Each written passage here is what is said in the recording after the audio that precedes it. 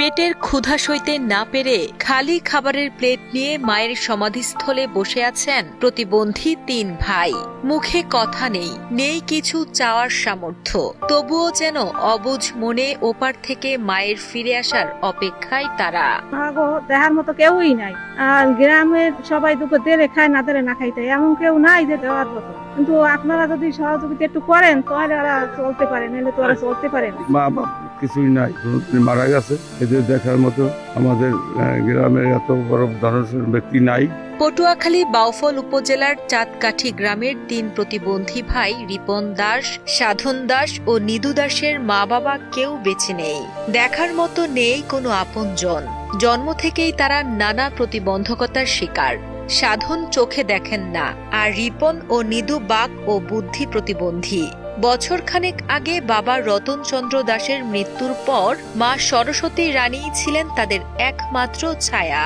কিন্তু গত মাসে লিভার ও কিডনি রোগে আক্রান্ত হয়ে মাও পাড়ি জমান না ফেরার দেশে। এরপর থেকেই যেন অন্ধকার নেমে আসে তাদের জীবনে। এই পরিবারটা হচ্ছে একেবারে নিঃস্ব একটা পরিবার। এর বাবা 1 বছর আগে মারা গেছে। এরপর এর মা কোন রকম সবাই লিয়ে সংসার চলতে। এরা 3 ভাই প্রতিবন্ধী, চাইবে 3 ভাই প্রতিবন্ধী।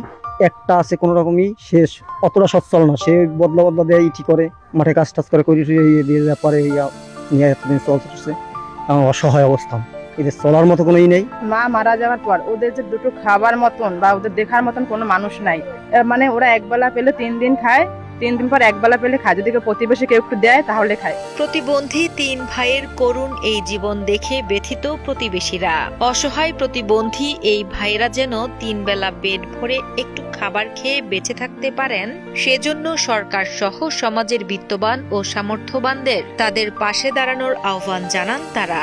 এখন তো ওরা অসহায় থাকার পরে আনতো পাড়াপড়শি যদি দুপুর দেয় খায়, না দিলে তো না খাইয়ে খায়।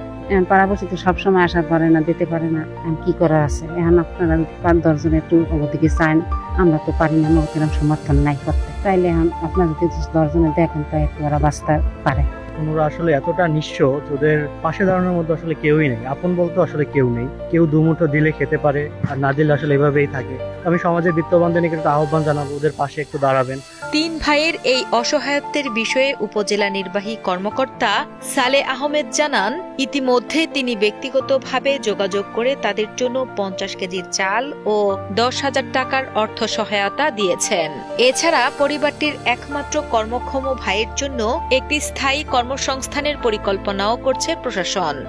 আমরা 50 কেজি শুকনো বা খাবার যেটা বলে চাল দিয়েছি। পাশাপাশি জেলা প্রশাসন স্যারের পক্ষ থেকে আমরা 10,000 টাকা নগদ আর্থিক সহায়তা দিয়েছি এবং ডি স্যারের সাথে কথা বলেছি। স্যার আশ্বাস দিয়েছেন যে ভাইটা সুস্থ আছেন ওনাদের, সেই ভাইকে আমরা কিছু একটা করে দেয় যেটা উনি অ্যাভেল করে। হতে পারে সেটা কোনো ভ্যান গাড়ি, হতে পারে সেটা অটো, হতে পারে সেটা গরু, অথবা হতে পারে অন্য কিছু।